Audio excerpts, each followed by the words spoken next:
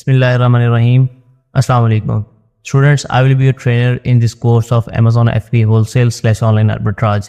इस कोर्स के अंदर हम लोग Amazon FBA Wholesale को मुकम्मल तौर पे समझेंगे, इसके बेसिक्स से लेके इसके डीपली इसको स्टडी करेंगे एंड ऑनलाइन आर्बिट्राज की डिफरेंट टेक्निक्स के बारे में हम जानेंगे और बेसिक से लेके प्रो लेवल तक आप लोगों को इसके बारे में गाइड करेंगे।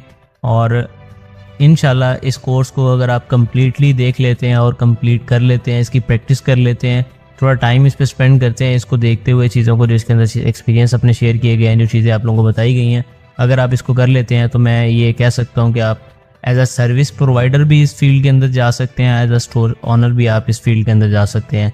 तो बेसिकली मैं पहले अपने बारे में थोड़ा बता देता हूँ कि मैंने अमेज़ॉन पे अपनी जर्नी का आगाज़ 4 साल पहले किया था और उसके पहले 2 साल अपने इस फील्ड के अंदर आने के 2 साल पहले मैंने as a store manager national और इंटरनेशनल जो इन्वेस्टर्स हैं उनके स्टोर्स को मैनेज किया।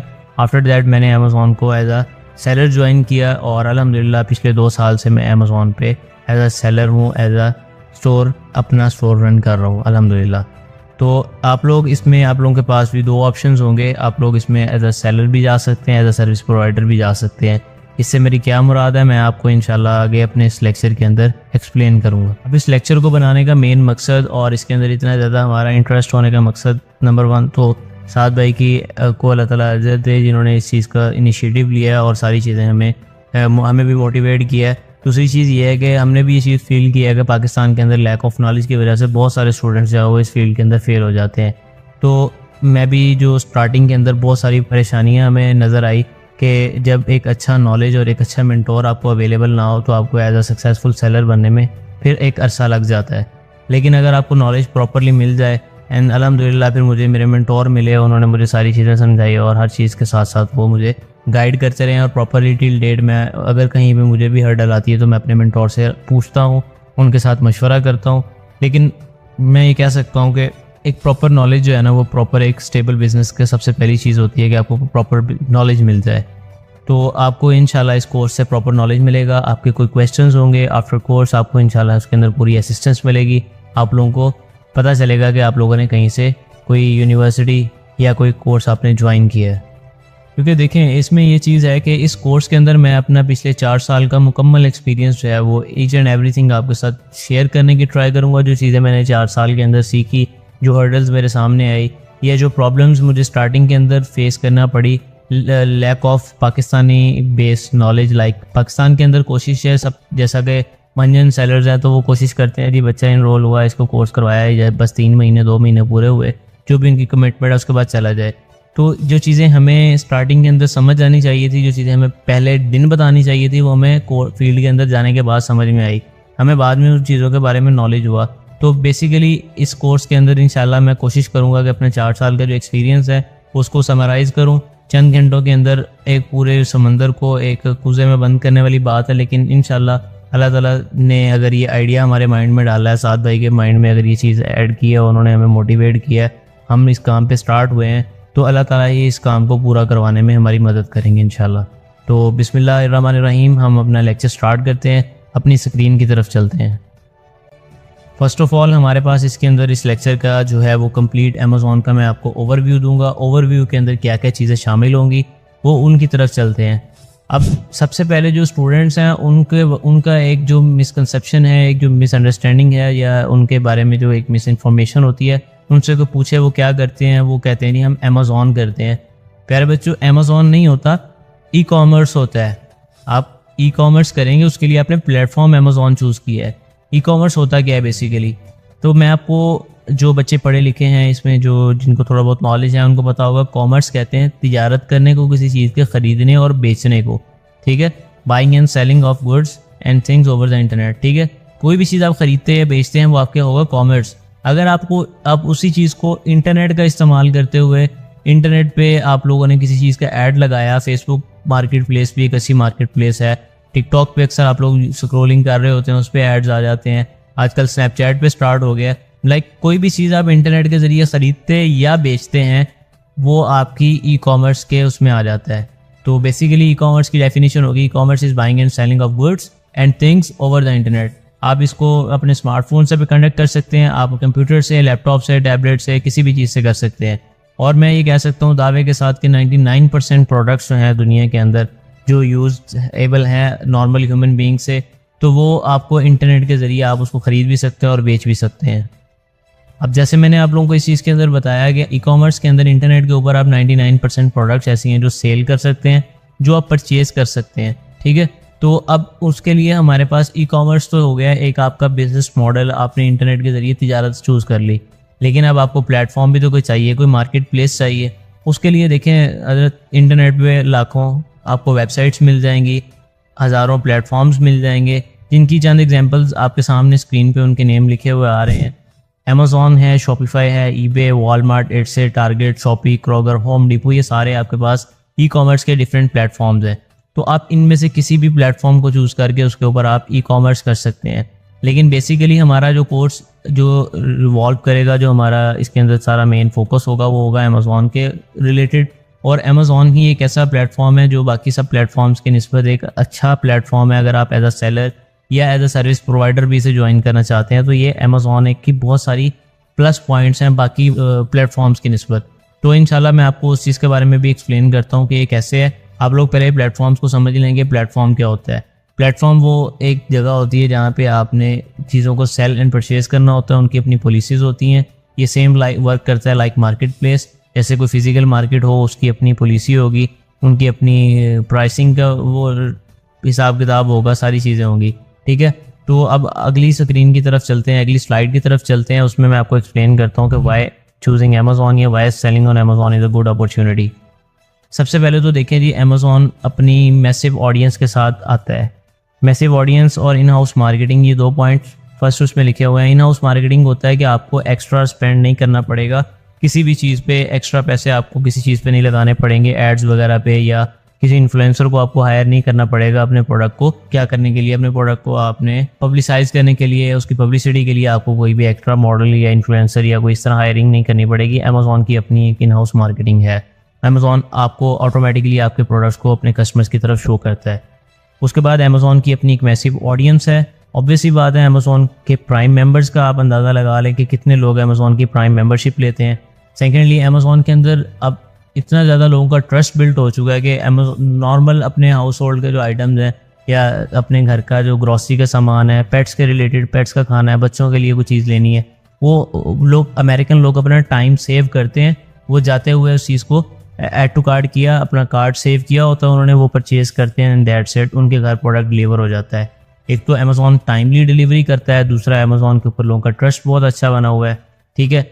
दूसरी चीज़ आ जाती है इसके अंदर के अमेज़ॉन हो या कोई भी ई कॉमर्स बिजनेस हो ना, बैरियर जो होता है सबसे मेन, जो सबसे बड़ी मुश्किल चीज़ लग रही होती है, वो हो जाती है जी आपके लिए फिजिकल बिजनेस के अंदर लोकेशन बैरियर, या बहुत सारे और बैरियर होते हैं। अब लोकेशन बैरियर है या इन्वेस्टमेंट बैरियर है, ये सारी चीज़ें होती क्या है मैं आप लोगों को एग्जाम्पल के साथ एक्सप्लेन करता हूँ। अब एग्जाम्पल के साथ एक्सप्लेन करने के लिए सबसे पहले आपको कुछ थोड़ी बहुत अगर बिज़नेस की नॉलेज हो, या जिसको नहीं भी है, इंशाल्लाह आप लोगों को समझ आ जाएगी कि आप लोगों की अगर एक बंदे की शूज़ की शॉप ओपन करना चाह रहा है, एक शूज़ का आउटलेट ओपन करना चाह रहा है, ठीक है, तो शूज़ का जो आउटलेट ओपन करना है उसके लिए सबसे पहली मेन चीज़ क्या चाहिए होगी, वो चाहिए होगी लोकेशन। लोकेशन या तो वो परचेज़ करेगा या तो उसको रेंट आउट करेगा। अगर तो वो परचेज़ करता है लोकेशन, तो आज के दौर में एक अच्छी लोकेशन आपको कम से कम 1 से 2 करोड़ के अंदर एक अच्छी लोकेशन मिलती है फिजिकल बिजनेस के अंदर, ठीक है जी। आप 1 करोड़ से 2 करोड़ इन्वेस्ट किया, आपने फिजिकल लोकेशन परचेज़ कर ली। नेक्स्ट चीज़ आपके अंदर, आपको जो उस चीज़ के अंदर रिक्वायरमेंट होती है, वो फिजिकल लोकेशन के बाद आपने उसको फर्निश भी करना होता है, उसको रेनोवेट करना होता है। मतलब ये कि आपने उसको पेंट, लाइटिंग, शाइटिंग, सीलिंग अच्छी तरीके से, एयर कंडीशन, ये वो हर चीज़ आपने करनी है। फिर आपने उसको फर्निश इस तरह से करना है कि अगर आपने शूज़ की शॉप बनानी है तो आपने शूज़ के हिसाब से उसके अंदर अपने डिस्प्ले सेट करना है, अपनी अलमारियाँ सेट करनी है जिसके अंदर आप शूज़ लगाएंगे। अभी तक आपका बिजनेस स्टार्ट नहीं हुआ, लेकिन आपने पहले अपने दुकान ख़रीदने पे या रेंट आउट करने पे पैसे स्पेंड किए। सेकेंडली, आपने उसको फर्निश करने पे, उसको रेनोवेट करने पे पैसे स्पेंड किए। टिल डेट आपने अभी तक इन्वेंट्री परचेज नहीं की, लेकिन आपके अच्छे खासे पैसे लग चुके हैं। अब अगला स्टेप क्या होता है, इन्वेंट्री की भी सुन लें। अब अमेज़ॉन मैसिव इन्वेंट्री स्टार्टिंग जो है वो फिजिकल बिजनेस के लिए कैसे है। अब फिजिकल बिजनेस के लिए मैसिव इन्वेंट्री स्टार्टिंग इस तरह से है कि अमेज़ॉन का जो है बिजनेस है ना, इसके अंदर अगर आप एक सिंगल प्रोडक्ट भी लिस्ट करें, उसके 10 यूनिट भी अमेज़ॉन भेज दें, तो आपके सेल आउट हो जाते हैं।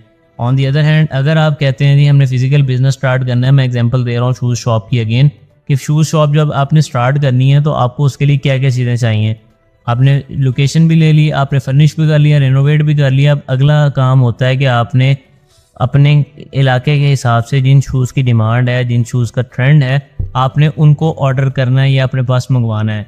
तो आपको कम से कम 100 से ऊपर डिफरेंट डिज़ाइंस चाहिए। हर डिज़ाइन के अंदर 5 डिफरेंट साइजेस चाहिए और हर साइज़ का आपको कम से कम 5 से 10 आर्टिकल पीछे पेयर पड़ा होना चाहिए। तो आप खुद अंदाज़ा लगाएं, ये आपके लिए कम इन्वेंट्री से स्टार्ट होने वाला बिज़नेस है। अगर कोई कहेगा जी हाँ जी बिल्कुल हम कम इन्वेंट्री से कर सकते हैं, तो उससे क्वेश्चन मेरा ये है कि एक शूज़ शॉप जो है वो फुल भरी हुई हो, जिसके अंदर आपको नज़र आ रहा है डिस्प्ले पे चीज़ें अच्छी लगी हुई हैं, उसके अंदर बहुत सारे आइटम्स हैं। ऑन दी अदर हैंड आपके सामने एक शॉप है जो कि जिसके अंदर सिर्फ टोटल 2 या 3 जूतों के चप्पलों के डिज़ाइन पड़े हैं। आप वहाँ जाना पसंद करेंगे या भरी हुई दुकान पे? ऑब्वियसली आप लोग भरी हुई दुकान पे जाएंगे। तो कस्टमर का माइंड इस तरह से, फिजिकल बिजनेस इस तरह से है, इस तरह से वर्क करता है। कोई भी फिजिकल अगर आप तिजारत करते हैं, ठीक है जी। इसके मुकाबले में आप ई कॉमर्स में आ जाते हैं तो आपको ना कोई लोकेशन परचेज करनी है, ना आपको रेनोवेशन करनी है, ना आपको फर्निश करना है। और जैसे मैंने पहले बताया कि आप सिर्फ 10 यूनिट भी एक प्रोडक्ट के अगर भेज देंगे तो आपका जो प्रोडक्ट है वो आपका सेल हो जाएगा। अब सबसे इम्पॉर्टेंट जो सबसे अमेज़ॉन को डिस्टिंग्विश करता है, सबसे बड़ा अच्छा फैक्टर जो है वो ये है कि अमेज़ॉन आपको फुलफिलमेंट सर्विस ऑफ़र करता है, ठीक है। फुलफिलमेंट सर्विस का मतलब आगे जाके आपको मैं एक्सप्लेन करता हूँ, ठीक है। FBA और FBM ये 2 चीज़ें हैं। इंशाल्लाह आने वाली स्लाइड्स के अंदर आपको इनको मैं इन डेप्थ डिटेल में एक्सप्लेन करूँगा और आपको एग्जांपल्स के साथ बताऊँगा। अब इसके बाद हम चले जाते हैं अपनी अगली स्लाइड की तरफ, जिसके अंदर हमारे बिजनेस मॉडल्स को समझा गया है कि अगर हमने ई कॉमर्स करना है, ई कॉमर्स हमने डिसाइड कर लिया कि हमने ई कॉमर्स करना है, उसके बाद हमने ये चूज़ किया कि ठीक है सर ई कॉमर्स हमने कर लिया, इंटरनेट पे सेल परचेज करनी है, अमेज़ॉन के भी फ़ायदे सुन लिया, अब अमेज़ॉन भी हमने डिसाइड कर लिया है। तो अब अमेज़ॉन के ऊपर तो डिफरेंट बिजनेस मॉडल्स हैं, प्राइवेट लेबल है, होलसेल है, ड्रॉप शिपिंग है, रिटेल आर्बिट्राज है, ऑनलाइन आर्बिट्राज है। तो हमें किस मेथड के अंदर जाना चाहिए? तो उस मेथड को रेकमेंड करने से पहले मैं आपको इन सब मेथड्स को थोड़ा थोड़ा ब्रीफली एक्सप्लेन कर देता हूँ, ताकि आप लोगों को समझ आ जाए कि ये हमने करना क्या है और हमने होलसेल को क्यों चूज़ किया है, ऑनलाइन आर्बिट्राज को हमने क्यों चूज़ किया है। सबसे पहले तो ये देखेंगे वर्किंग मॉडल अमेज़ॉन से हैं वो हैं private label, wholesale, drop shipping, online arbitrage and retail arbitrage. सबसे पहले हम देख रहे हैं प्राइवेट लेबल को, ठीक है जी। प्राइवेट लेबल के अंदर हमारे पास आ जाता है कि आप अपना खुद का ज़ाती ब्रांड बनाएं। आप अपना ज़ाती ब्रांड बनाने से मुराद ये है कि आप अपना खुद का एक नया ब्रांड लॉन्च करें। फॉर एग्जांपल आप पेप्सी के प्रोडक्ट को रीसेल करने की बजाय ना, आप पेप्सी से स्टॉक ख़रीद के उसको अगेन रीसेल करने के बजाय आप कहें जी मैं अपना पेप्सी के मुकाबले में कोल्ड ड्रिंक का ब्रांड, सॉफ्ट ड्रिंक मैंने अपनी लॉन्च करनी है। तो ये लॉन्च आप कर सकते हैं, आपके लिए बहुत आसान बात है, आपके पास इन्वेस्टमेंट है, आप लॉन्च कर लें। लेकिन वो चलेगी या नहीं चलेगी ये आपके लिए आसान बात नहीं है। आपने इसके ऊपर प्रॉपर मार्केट रिसर्च करनी पड़ती है, सारा कुछ करना है, एड्स चलाने हैं। पेप्सी के मुकाबले में अगर आना है तो आपको हर जगह, हर सिटी के अंदर बिलबोर्ड्स हों आपके, आप इन्फ्लुएंसर्स को हायर करें। ये सारे जो झंझट हैं ये सारे किस चीज़ में आ जाएंगे? प्राइवेट लेबल के अंदर। और आप ये देखेंगे अगर आप किसी जाइंट को इसमें मुकाबले में आते हैं तो आपको सारा सिनेरियो क्या करना पड़ेगा? आपको एड्स का बजट उतना ज़्यादा हाई रखना पड़ेगा। अगर आप पेप्सी का मुकाबला करने के लिए आ रहे हैं, कोई सॉफ्ट ड्रिंक बना रहे हैं या लेस के मुकाबले में आ रहे हैं, तो आपको एड्स बजट भी तो उतना ज़्यादा हाई रखना पड़ेगा। पॉसिबिलिटी है कि जो आपका कंपेटिटर है जिसके मुकाबले में आप ब्रांड बना रहे हैं, उसका सिर्फ एड बजट आपके पूरे बिजनेस बजट से ज़्यादा हो, तो इसके अंदर फेलियर चांसेस जो हैं वो तकरीबन 90% होते हैं। तो मैं कभी रेकमेंड नहीं करूँगा। बाकी अगर कोई सीख के आया हुआ है ऑलरेडी प्राइवेट लेबल को, तो एक मॉडल बिजनेस अच्छा है, लेकिन उसके लिए है जो नुकसान बर्दाश्त कर सके, इसके पास पैसा एक्स्ट्रा हो इस बिज़नेस के अंदर लगा के नुकसान बर्दाश्त करने का। उसके बाद हमारे पास अगला जो आ जाता है वो है होलसेल मॉडल। होलसेल मॉडल सबसे सिंपल और सबसे आसान भी है, येट कॉम्प्लिकेटेड। ऑब्वियसली कोई भी काम इतना ज़्यादा आसान नहीं होता कि आए खीर की तरह खाए और चले गए। मुश्किल है, लेकिन इसके अंदर रिस्क फ्री है, बहुत मिनिमल सा रिस्क है इसके अंदर अगर आप होलसेल पे काम करते हैं। होलसेल क्या होता है? रीसेलिंग करनी है आपने ऑलरेडी जो इस्टेब्लिश्ड ब्रांड है ना, इनसे आपने स्टॉक लेना है, सप्लायर से और डिस्ट्रीब्यूटर से या डायरेक्टली ब्रांड से, और इसको आपने रीसेल करना है।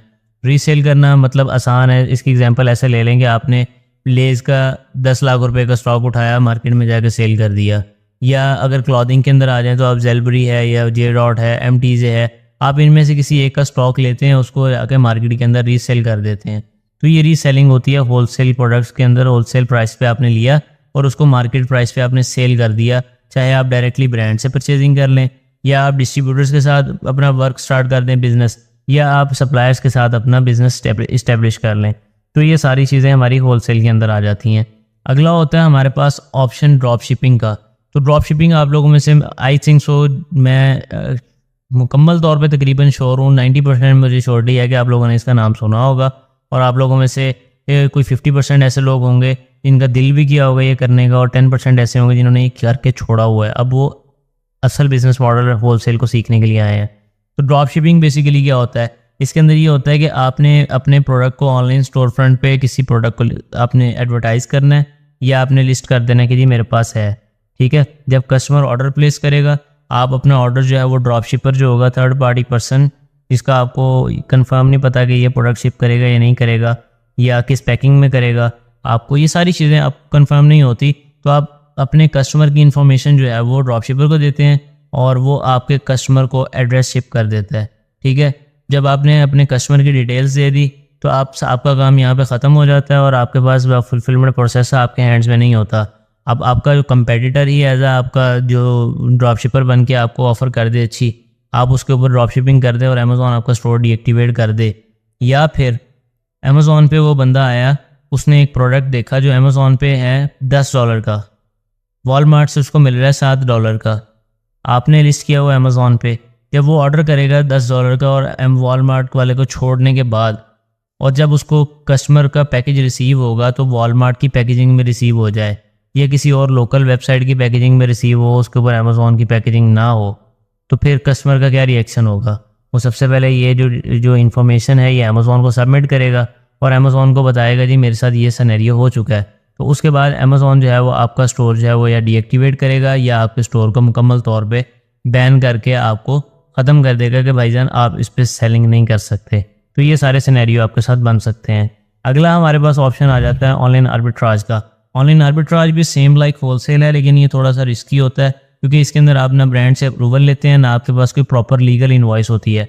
आपको क्या चीज़ चाहिए होती है इसके अंदर? आप सिंपली रिटेलर्स को, ब्रांड्स को, इन सब चीज़ों को देखते हैं जहाँ से आपको अच्छी डील मिलती है कि प्रॉफिटेबल आइटम हो, आप उसको परचेज़ करते हैं और अमेज़ॉन पे सेल करना स्टार्ट कर देते हैं। ऑनलाइन आप चेक करते हैं। इसी तरह रिटेल आर्बिट्राज है, ये भी सेम है, लेकिन आप इसको जो है रिटेल आर्बिट्राज जो होता है ये आप फिज़िकली जाके जो स्टोर्स हैं, वॉलमार्ट है या इस तरह के जो स्टोर्स हैं, आप वहाँ पे फिजिकल चेक करते हैं कि कौन सी डील चल रही है, हमें मुझे कौन सा प्रॉफिटेबल प्रोडक्ट मिल सकता है।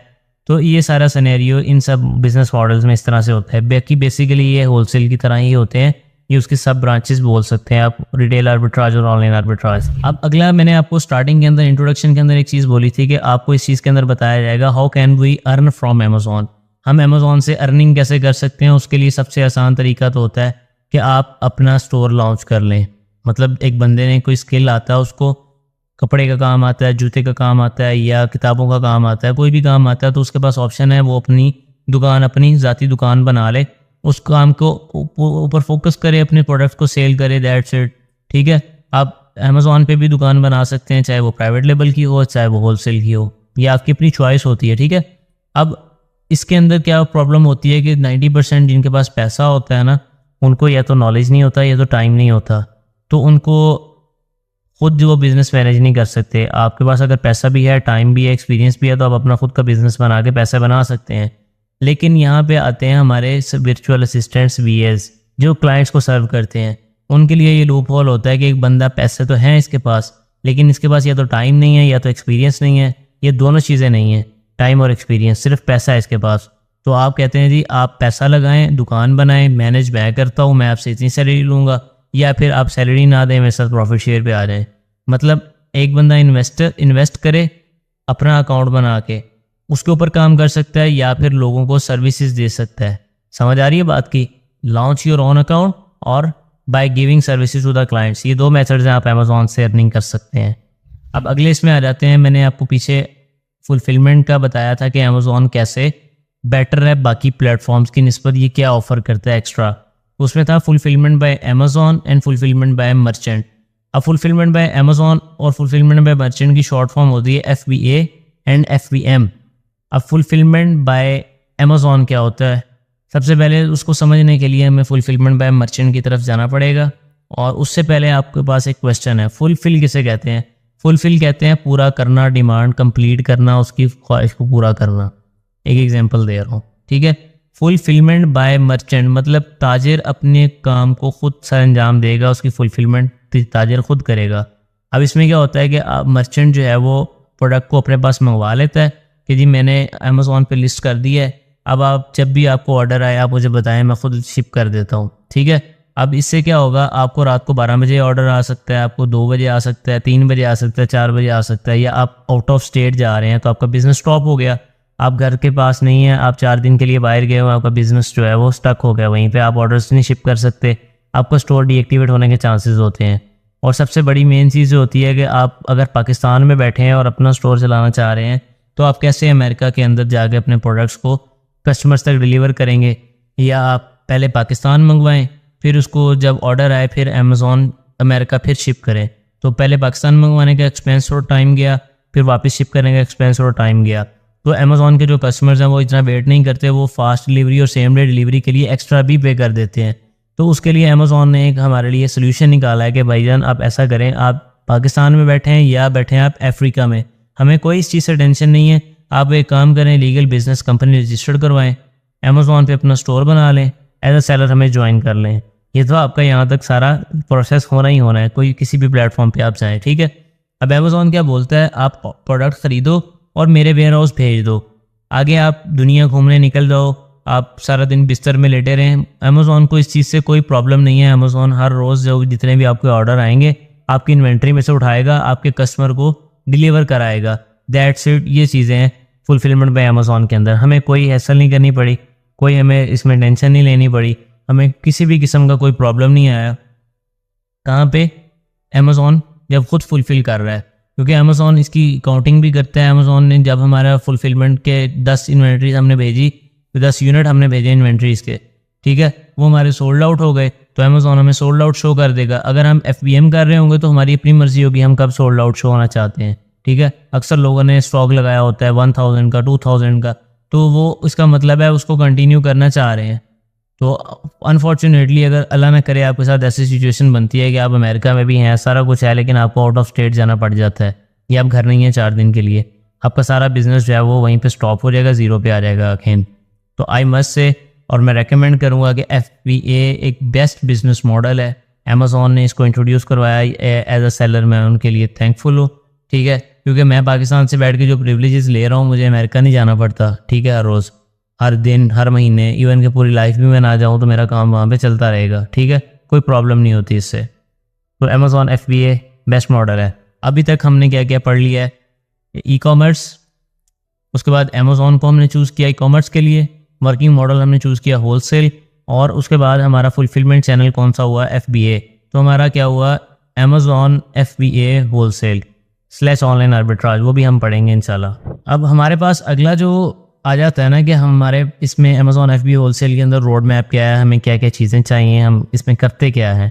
तो सबसे पहला जो हमारा स्टेप होता है वो होता है अमेज़ॉन FBA होलसेल के अंदर प्रोडक्ट हंटिंग। प्रोडक्ट हंटिंग सिर्फ इस बिज़नेस के अंदर नहीं, प्रोडक्ट हंटिंग बेसिकली हर बिज़नेस की, हर जगह की नीड है, हर जगह की जान है। एक बिज़नेस चलेगा या नहीं चलेगा ये डिपेंड करता है कि उन्होंने प्रोडक्ट कैसा फाइंड आउट किया है। तो finding best selling products on Amazon, इसका मतलब ये नहीं है कि जिसकी सेल्स आपको अच्छी नज़र आ रही हैं ये बेस्ट होगा। आपने सारे चीज़ों को बगौर देखना है, आपने जायज़ा लेना है कि अभी ये सीजनल आइटम तो नहीं है, लाइक अभी स्कूल्स ओपन हो रहे हैं तो आगे आपको स्कूल्स वाले प्रोडक्ट्स मिलना स्टार्ट होंगे, ठीक है। 14 अगस्त आ रहा है, 14 अगस्त के अंदर आपको झंडे और ये सारी चीज़ें इस तरह की इनकी सेल्स बहुत ज़्यादा इंक्रीज़ होती हुई नज़र आएगी। लेकिन आफ्टर 14 अगस्त आपको ऐसी बिला वजह दुकानों पे खाली पड़े हुए नज़र आएंगे जिनकी कोई वैल्यू नहीं होगी उस टाइम पे, क्योंकि उनका ट्रेंड ख़त्म हो गया होगा। मैं एग्जांपल्स दे रहा हूँ आपको, ठीक है। आप अगर जैकेट सेल करेंगे जून जुलाई की गर्मी में, वो भी सहरा के अंदर जाके, चोलिस्तान के अंदर या थर पार्कर के अंदर, तो आपको कोई प्रोडक्ट की सेल आएगी? नहीं आएगी। उसके बाद अगला स्टेप हमारे पास आ जाता है सोर्सिंग का, ठीक है। सोर्सिंग क्या होता है? अब लेट्स से हमने डिसाइड कर लिया कि हमने एक जग सेल करना है, वाटर जग जो होता है, या वाटर बॉटल सेल करनी है, हमने ये डिसाइड कर लिया। हमारे मार्केट के अंदर इसकी बहुत ज़्यादा डिमांड है जी वाटर बॉटल की, कस्टमर्स आते हैं, पूछते हैं, सारा कुछ है, इसका all over the year trend रहता है। Okay, that's good. अगला स्टेप हमारे पास आ जाता है प्रोडक्ट सोर्सिंग का। हमने प्रोडक्ट सोर्स कहाँ से करना है? सोर्स कहाँ से करना है मतलब आपने इसको ख़रीदना कहाँ से है? आपको सेल करने के लिए तो आपकी साथ वाली दुकान वाला जो बंदा है वो भी सेल कर रहा होता है बैठा, लेकिन आपने होलसेल प्राइसेस लेनी है, वो रिटेल प्राइसेस देगा। तो होलसेल प्राइसेस और बेस्ट प्राइसेस जिसके अंदर प्रॉफिट अच्छा हो वो आपने ढूंढना है, और आपने क्वालिटी भी कॉम्प्रोमाइज़ नहीं करनी इस चीज़ पे कि चलें जी हमें प्रॉफिट जो है वो अच्छा मिल रहा है, सेल्स भी अच्छी हैं, तो अगर हमें थोड़ी लो क्वालिटी मिल जाए। नहीं, अमेज़ॉन के अंदर अगर आप लो क्वालिटी आइटम भेजेंगे आप उसमें आ जाएंगे। रेप्लिका आइटम सेल करने के लिए आपको अमेज़ॉन जो है वो वार्निंग देगा, या फिर आपका स्टोर डायरेक्टली भी समटाइम्स डीएक्टिवेट कर देता है। ठीक है, प्रूफ ऑफ ऑनरशिप मांगता है, प्रूफ ऑफ ऑर्डर मांगता है, ये सारी चीज़ें होती हैं इसमें। लेकिन अमेज़ॉन जो है इसको नॉर्मली अगर आप रेप्लिका आइटम भेज देते हैं, हल्के वाला भेज देते हैं, तो अमेज़ॉन स्टोर जो है वो बंद कर देगा, क्योंकि कस्टमर कोई ना कोई तो कंप्लेन करेगा, ऑब्वियस सी बात है। अब इसके बाद अगला स्टेप हमारे पास आ जाता है लॉजिस्टिक्स। लॉजिस्टिक्स क्या होता है? लॉजिस्टिक्स होता है आपने एक ऑर्डर प्लेस किया, चाहे ब्रांड से कर लिया या डिस्ट्रीब्यूटर से कर लिया। ऑर्डर प्लेस करने के बाद आपने उसके शिपिंग लेबल क्रिएट किए, उसको लगवाया और अमेज़ॉन वेयर हाउस उन प्रोडक्ट्स को भेज दिया आपने। ठीक है जी, अब आगे अमेज़ॉन जाने, अमेज़ॉन का काम जाने, सेल्स होंगी सारी की सारी, लेकिन आपको अपने एंड से सेलर सेंट्रल के ऊपर सेल्स देखनी होगी। अगला जो स्टेप है हमारा लॉजिस्टिक्स के बाद वो है सेल्स। आपने प्राइसिंग भी मैनेज करनी है, आपने इन चीज़ों को ऑटोमेट करना है, कंपटीशन को देखना है और सेल्स को आपने मॉनिटर करना है। आपका जो कंपेटिटर है, जो साथ वाली शॉप वाला बंदा होता है, तो वो अगर कम प्राइस पे प्रोडक्ट सेल कर रहा है, सेम प्रोडक्ट सेम क्वालिटी, तो आपसे कौन परचेज़ करेगा? इसलिए आपने थोड़ी बहुत इन चीज़ों के अंदर लचक रखनी है। अपनी प्राइसिंग को इस हिसाब से आपने मैनेज करना है कि ना आप लॉस में जाएं, ना आपका प्रॉफिट कम हो, लेकिन आपको सेल्स भी मिल जाएं। इसके बाद अगला स्टेप हमारे पास आ जाता है रेंज का।